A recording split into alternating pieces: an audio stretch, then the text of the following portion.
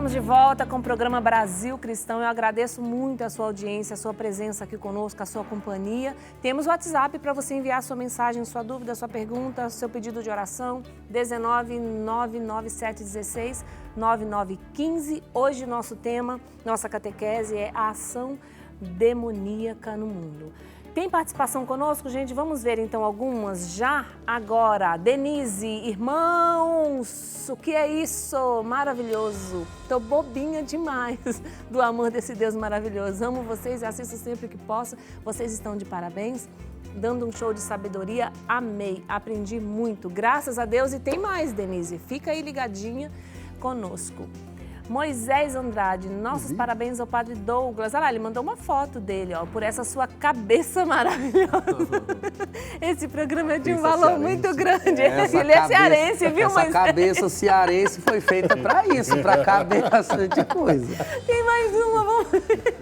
Helenilda, boa tarde. Sou Helenilda de Teresina, no Piauí. Quando estamos fragilizados na fé, o demônio pode ter mais espaço para nos perseguir, nos deixando ainda mais fracos na fé, padre? Com certeza, com certeza. Veja, vamos então voltar num raciocínio, né, de onde eu estava, que é fundamental para você entender o objetivo último do demônio. Se você não vai entender, a resposta vai estar aqui, viu, querida? Isso, ó, presta atenção. Porque se nós não entendermos o objetivo último, nós vamos ficar assim, nos perdendo em travessas, né, no caminho. Mas isso aqui ajuda, isso aqui faz o demônio conseguir mais espaço, isso aqui coopera para o demônio. Se você entender o trajeto todo, exato, você mesmo se tornará capaz de responder. Você nem vai precisar colocar aquela folha de espada de São Jorge lá na porta da sua casa mais. De jeito nenhum. Pelo contrário, você vai inclusive descobrir que determinadas práticas até auxiliam muito ao propósito dele. Vocês percebam que o demônio, ele olha, né, esses seres celestiais num único ato, né, da inteligência deles. Eles olham para Deus, olham o plano de Deus e olham para si mesmos.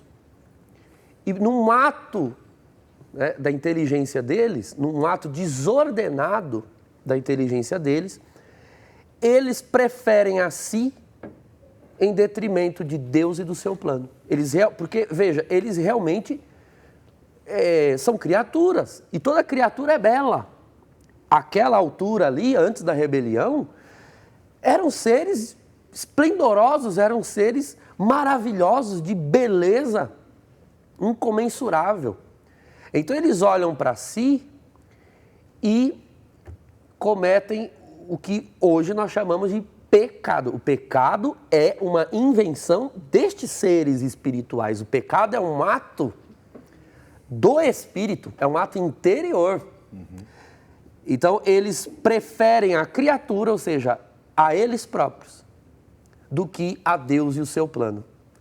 A opção feita pela criatura e não pelo Criador é o que nós chamamos de pecado. Então eles rebelam-se, eles têm um trecho do padre Léo XIII, né, que escreve aquele livro A Fé Explicada, é um resumo do Catecismo da Igreja, um livro excelente. Ele diz assim: ecoou nos céus o grito, non servium, não sirvo, não servirei.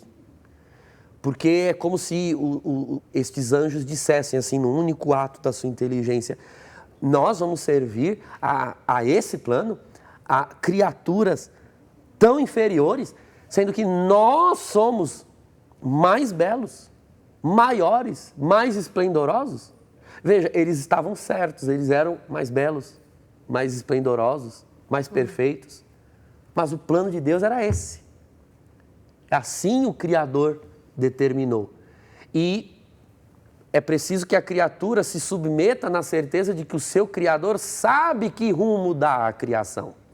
Por mais belos que fossem, mais belo do que a criatura é o plano do Criador, a mente do Criador. Mas num ato de inteligência, eles discordam da mente do Criador. E veja, a mente do Criador é uma pessoa, que é o Filho. A mente do Criador é o verbo, né? É o Logos divino. A mente do Criador é o Filho. Então, eles já são rebelados contra o Cristo desde o princípio, né? Antes de todos os tempos, antes mesmo de ele se fazer homem e se encarnar. Então, veja, a partir daí, se nós pudéssemos dizer que os demônios, né? Agora, esses seres rebelados, se nós pudermos dizer que os demônios amam alguma coisa, amam aqui bem entre aspas, porque o que eles fizeram foi ficarem presos, se prenderem a si mesmos, num ato eterno de não amor. Eles não amam, mas bem entre aspas, se nós pudermos dizer que eles são apegados a alguma coisa, se eles amam alguma coisa, eles amam a decisão que tomaram. Eles amam a escolha que fizeram. Essa é a única coisa que interessa aos demônios. É que toda criatura racional possa chegar à conclusão que eles chegaram. Então, quando eles veem a humanidade sendo criada, eles vão tentar levar a humanidade para este caminho. O que interessa aos demônios é que a humanidade se afaste do Criador e de tudo a ele relacionado. Ao seu plano, à sua vontade, que não creiam no seu amor, na sua providência, na sua misericórdia. É isso que interessa. O demônio não está preocupado se você vai amar a ele. Você vai cultuar. Se você vai cultuar a ele. Se você cultuar essa xícara e em nome de cultuar essa xícara, você rejeitar a Deus, para o demônio está ótimo. Ele não está preocupado em fazer adeptos. Então, isso é importantíssimo. Nós entendemos porque aqui nós já vamos começar a responder todas as perguntas. Inclusive, se você disser só ateu, ótimo. Tudo ótimo! Bem. Você é ateu, você não crê em nada, nem em Deus e nem nos demônios. O demônio não está preocupado se o ser humano crê nele ou não. O demônio não está preocupado em que haja uma religião para ele. Ele não está interessado em ser adorado. Ele está interessado em que o ser humano não adore o seu Criador. Ponto. Se vai adorar a alguma coisa ou a nada, não importa. Importa para o demônio é que nós nos percamos do propósito original. Tirar Deus da jogada. Tirar Deus da jogada. Porque isso, né, tirar Deus do centro das nossas vidas, tirar Deus das nossas vidas, isso já é condenação. E isso é o que importa. Então, o inferno, o inferno não é um lugar, né? Agora nós... Eu já ia perguntar, onde os demônios estão? Então, a pergunta, ela já tem um problema. Onde estão os demônios? Onde é um advérbio de lugar. Né? De espaço. Lugar. E estes espíritos são espíritos, portanto, eles não ocupam lugar. Eles não se encontram em um lugar, eles se encontram num estado, né? Numa condição. A Sagrada Escritura deixa claro em dizer, por exemplo, que essa terça parte do céu que caiu foi lançada à terra. Né? O demônio foi lançado no mundo. Jesus fala, eu vi Satanás cair do céu como um raio. Sim. Cair do céu. Sim, cair do céu e caiu aonde? No mundo. E ele vai dizer que ele é o príncipe deste mundo. Ele é o príncipe deste mundo. Ele mesmo diz a Jesus uma das tentações. Tudo isto me foi dado. É verdade. Os reinos deste mundo, tudo isso me foi dado. Foi dado por quem? Por Deus que não foi, porque Deus não deu nada ao demônio. Deus deu a si aos demônios e eles rejeitaram. Foi dado pelos homens. Quando pecam, quando o ser humano peca, o ser humano no seu pecado constituiu modos, né, de poder opressivos, reinos baseados no dinheiro, na riqueza, no deslumbre das coisas materiais, constituiu estes reinos, mas o ser humano governa a si mesmo, né, conforme critérios criados por si próprio, no seu pecado, na sua carnalidade. Ou seja, o modo como o governo dos povos, vamos assim dizer, funciona na sua engrenagem, na sua ambição, no seu materialismo, nas suas disputas, nas suas guerras, nas suas tiranias, isso é o projeto do maligno.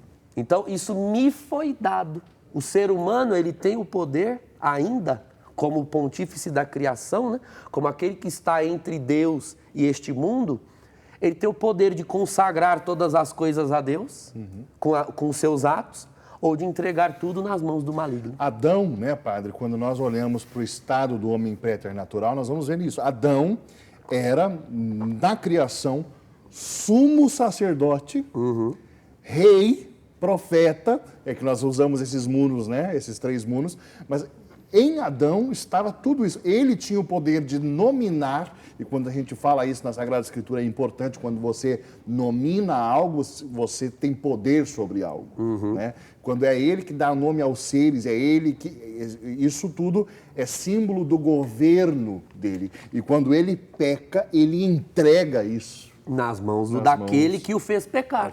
Ou seja, quem ratifica isso é São Paulo na carta aos Romanos, quando ele diz: toda a criação geme, né, aguardando a manifestação dos filhos de Deus, e toda ela está, né, sofrendo por causa daquele que a sujeitou. Quem sujeitou? O homem. Se o homem cai em pecado e desgraça, tudo que está sujeito ao homem cai junto, porque está sujeito a nós. É verdade. Então toda a criação está sujeita ao demônio, porque o ser humano foi sujeito ao demônio. É como se Adão sentasse no galho e cortasse aqui. E pau, né? Sentado no galho e cortou para ele Onde próprio tá cair. sentado? Né?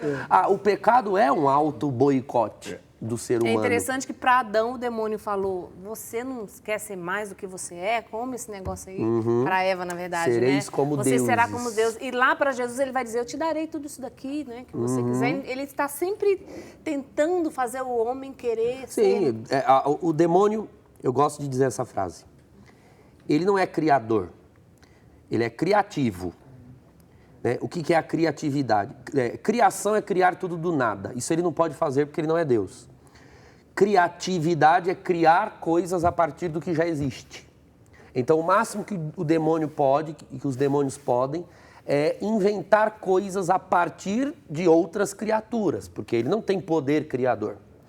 Agora, toda criatividade tem um limite, né? Porque a obra criada tem um limite, o limite próprio da matéria. Então, o demônio, ao longo da história, ele vai repetindo alguns padrões. Repetindo muito. Tá?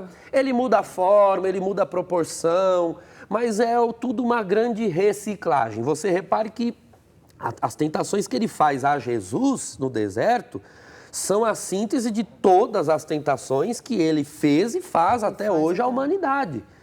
Então, primeiro ele vai tentar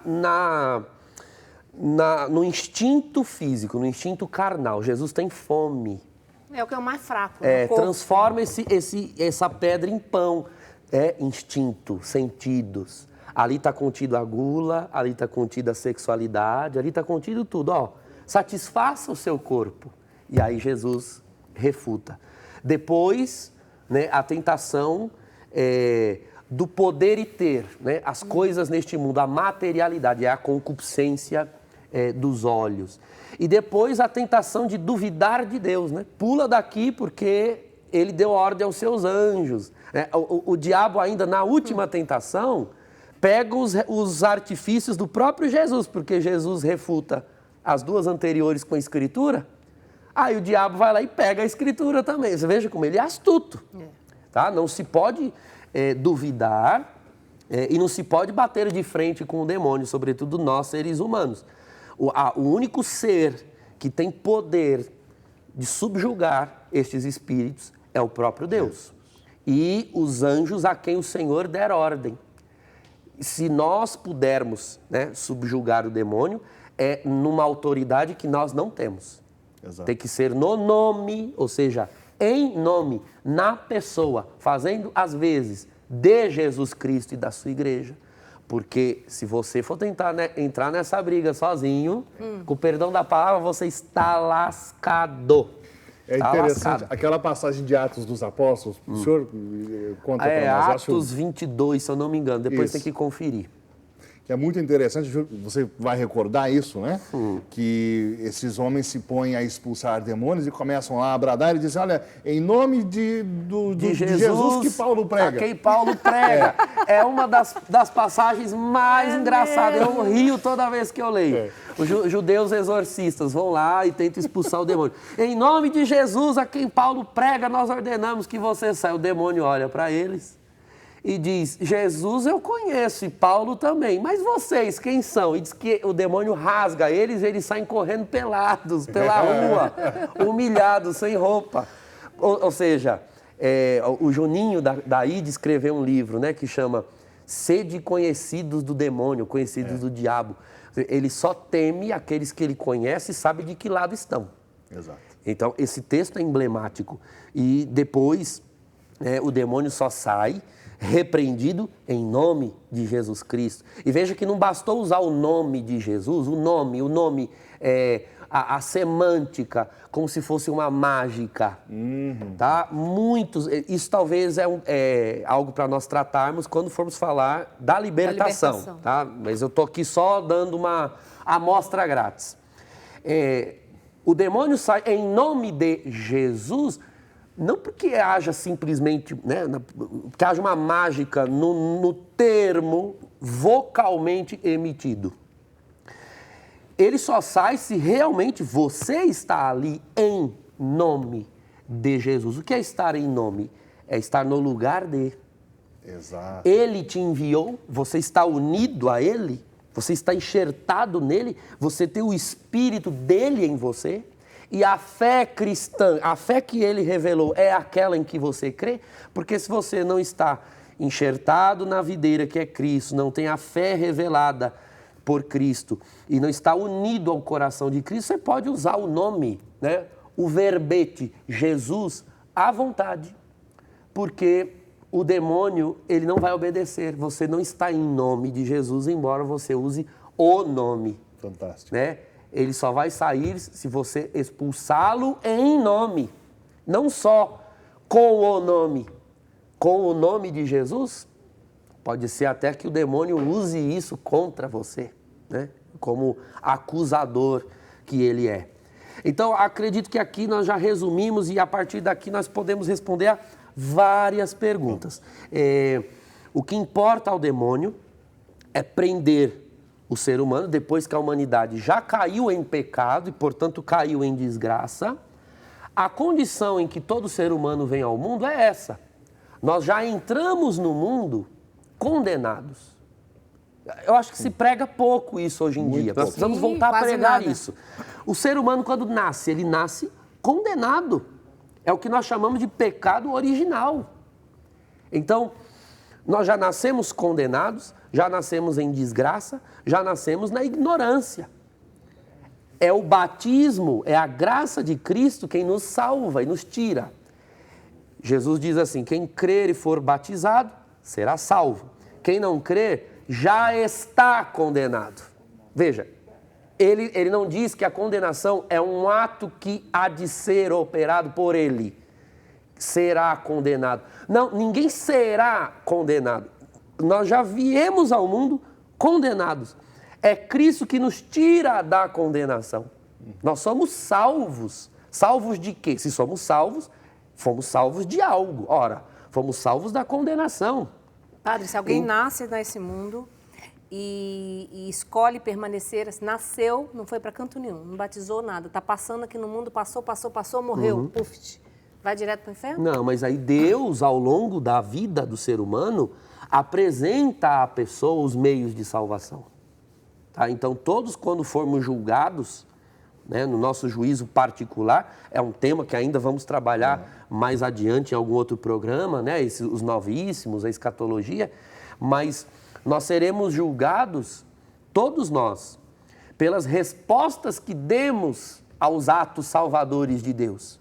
Ninguém será julgado porque rejeitou a Deus deliberadamente. Por mais que em pecado nós nasçamos, nós ainda somos capazes de Deus. Nós citamos esse trecho no parágrafo 27 do Catecismo. O coração humano ainda procura por Deus. O problema é que nós fomos prejudicados pelo pecado, nós somos prejudicados na capacidade de encontrá-lo. Sozinhos nós já não podemos mais. No livro Suma Demoníaco, aquele que o autor cita que... Padre Fortea. No começo da rebelião, Deus ainda tentou meio que resgatar ali aqueles seres. E eles iam cada vez mais se afastando de Deus e rejeitando toda criatura recebe a luz da graça necessária, que nós chamamos de graça suficiente. Toda criatura tem a graça necessária, dada por Deus, para fazer a escolha certa. Quando não faz, é por rejeição deliberada, pelo seu livre-arbítrio, mas não que Deus não tenha dado o favor devido para que fizessem a escolha certa. Padre Douglas, vamos falar do poder do demônio, porque assim, uma coisa que me chama a atenção nos evangelhos é que Jesus tinha um jeito de lidar. Ele meio que ignorava sempre assim o demônio, falava só o necessário. Tem um exorcismo que é ide. Ele fala para sair, ir para a manada de porcos, saia, né? Então ele tinha essa indiferença a eles, o que mostra, né, os textos do Evangelho. E Jesus é o Rei do Universo, onde nós falamos do senhorio de Jesus aqui no programa Brasil Cristão. Então, até onde vai o poder do demônio e por que Jesus agia desse jeito?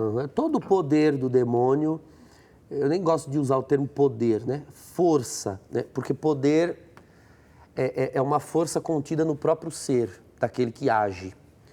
E só quem tem poder neste sentido é Deus. O demônio, como toda criatura, ele tem força, né? Ou seja, uma capacidade limitada de exercer ações sobre outras criaturas. Então, todo o poder do demônio é limitado. Ele nada pode sem a permissão divina. Nada pode. Jesus, por ser o próprio Deus encarnado, o ignora, né, muitas vezes. Aliás, é o demônio que costuma dar as caras quando Jesus aparece. Em nenhum momento Jesus o procura, vai atrás e dá muito pouca audiência. Realmente, o único lugar onde nós vemos diálogo é no deserto, né, nas tentações. Mas Jesus o repele com toda a autoridade. O demônio sabe quem é Jesus, isso fica evidente em Lucas 4, em Lucas 5, quando Jesus expulsa um demônio de um possesso na sinagoga de Cafarnaum, né? Que tens conosco, Jesus Nazareno, nós sabemos quem tu és o Santo de Deus. Ele sabe e ele é capaz de dizer verdades, né? Verdades aqui ou acolá, e inclusive verdades tiradas do seu todo, como fez nas tentações. Ele cita o Salmo 90 com um primor para tentar Jesus, porque está escrito: ele dará ordem aos seus anjos ao teu respeito, para que teus pés não tropecem. Meu Deus, olha só a empáfia, né? No primeiro domingo da quaresma desse ano, eu lembro que eu fiz essa pregação. Olha só, o demônio citou o Salmo 90, que inclusive é o salmo que a gente costuma ler para afrontar ele. A gente adora ler aquele que habita no esconderijo do Altíssimo, a sombra do Senhor, o onipotente o cobrirá. Pois o demônio, acho que de tanta... Eu fiz brincando, né? O povo riu. De tanta gente dizer esses nomes, esse salmo na intercessão para expulsar o demônio decorou e foi embora. Brincadeira. Mas ele conhece o salmo, ele conhece a escritura, ele tem uma capacidade imensa de elaboração. Então, Jesus tem essa atitude porque Jesus vem para destruir o seu império. E, de certa forma, Jesus sabe que o demônio ele só pode trabalhar com aquilo que lhe é dado. Jesus não fala e fala pouco com o demônio, até para não lhe dar munição, né? Até para não lhe dar meios de impedir a sua obra messiânica. Então, Jesus tem o comando. Ele já sabia quem ele era. Sim, Jesus tem o controle. Então, agora, Jesus, o tempo todo, vai permitindo, né, sobretudo ali no mistério da paixão. O mistério da paixão é a suma derrota do demônio, né, de todos os anjos decaídos. Por quê? Porque Jesus usa-se de uma estratégia. eu ia dizer de uma sabedoria, mas ele é a própria sabedoria, né? A demonstração da sabedoria divina é a paixão. Ele dá a entender até o fim de que o demônio está triunfando. Então a morte, a cruz, a humilhação, tudo aquilo é um grande e aparente triunfo do mal. E ele deixa o mal, como se Jesus desse sangue, né, ao Goel, né, o Deus sanguinário. Você quer sangue? Eu dou. E aí quando ele já está saciado, Jesus vai e o derrota no seu próprio território.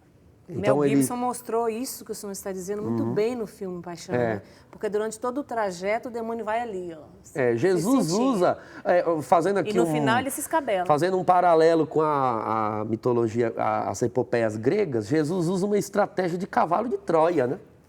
Jesus deixa o demônio levá-lo ao seu território, que é a morte.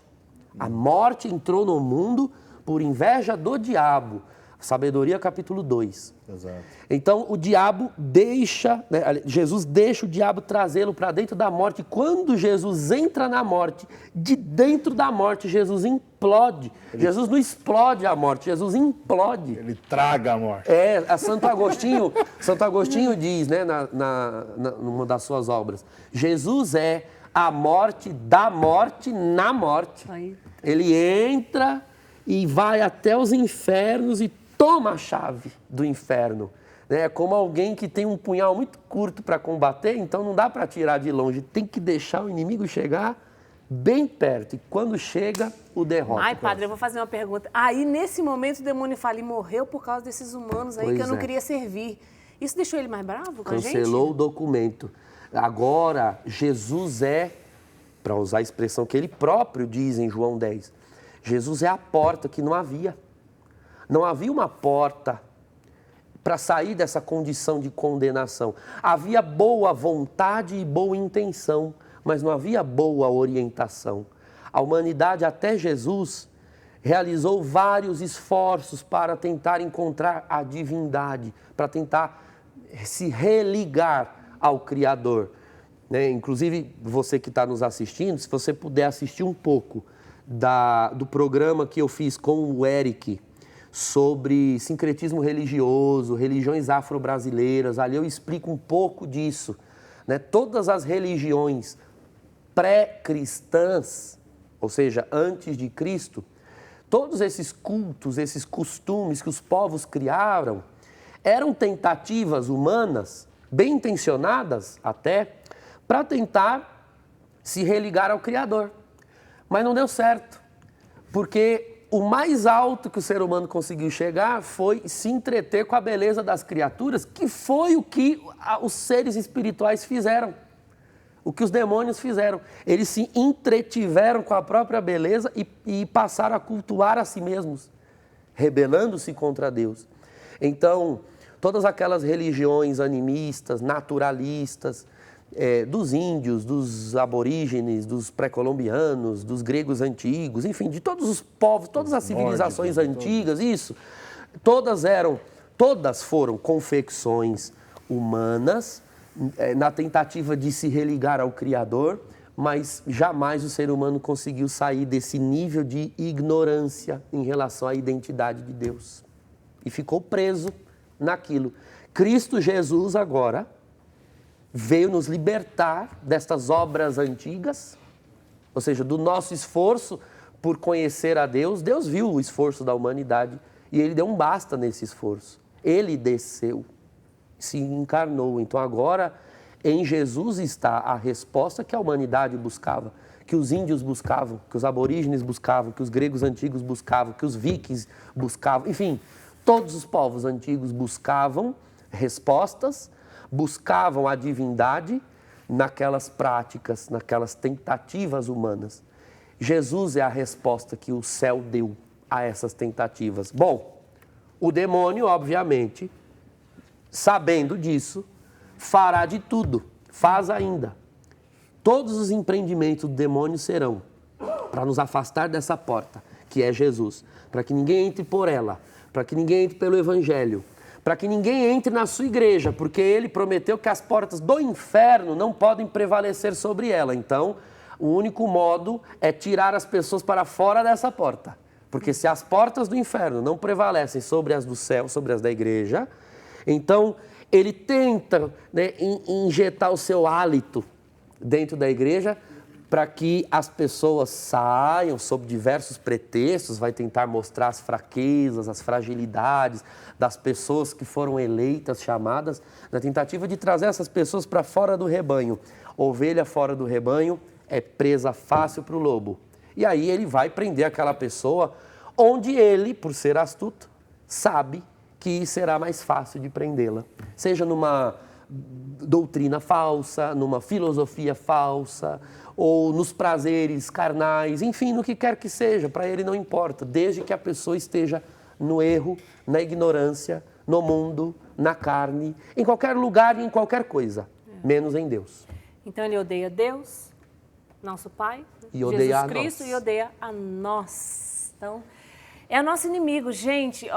Esse programa que o padre Douglas falou, né, do sincretismo, né, padre, está no nosso site, rs21.com.br. Acesse o site, você vai encontrar lá no programa Eclésia, tá bom? Nós também fizemos um Brasil Cristão, colocando partes desse programa para falarmos sobre este tema. Então, vamos fazer um intervalo? Envie sua mensagem para nós, já já a gente volta.